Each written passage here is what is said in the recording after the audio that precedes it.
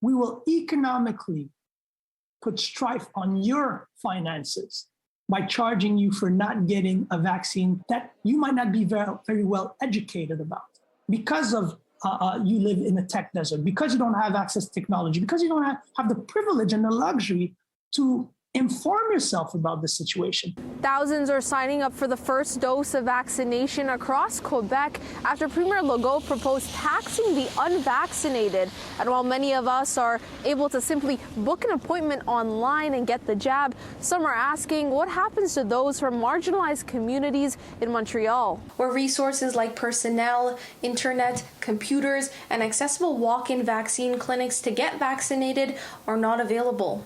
This kind of proposal is anchored in green privilege. Well, of course, everybody has access to vaccine. Of course, everybody has a car. For many, this new proposal is extreme and highlights the bigger issue of inequalities in Quebec. Rather than blanketing the tax, but I think more needs to be done in the attempt to educate more. I think when people really get the facts and they understand the facts and the data, I think it would be easier for them to make a decision.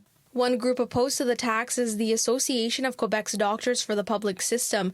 They published a letter to their website saying, "Some people certainly choose not to be vaccinated out of belief or conviction, but we also believe that many people are not vaccinated for lack of adequate access. For example, awareness and education in certain areas are not optimal as a result of the lack of dedicated resources." The government, Quebec government, have provided funds at some level for communities like ours to provide information sessions and stuff like that.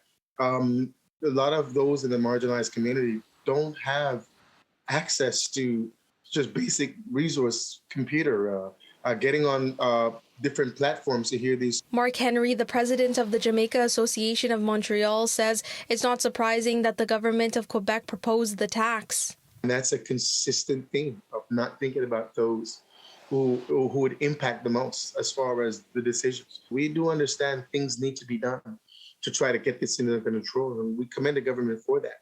But far too many times, those who are under that poverty line, marginal, those in the marginal communities, far too many times, they're not considered before decisions are being made. In Montreal, Felisha Adam, City News.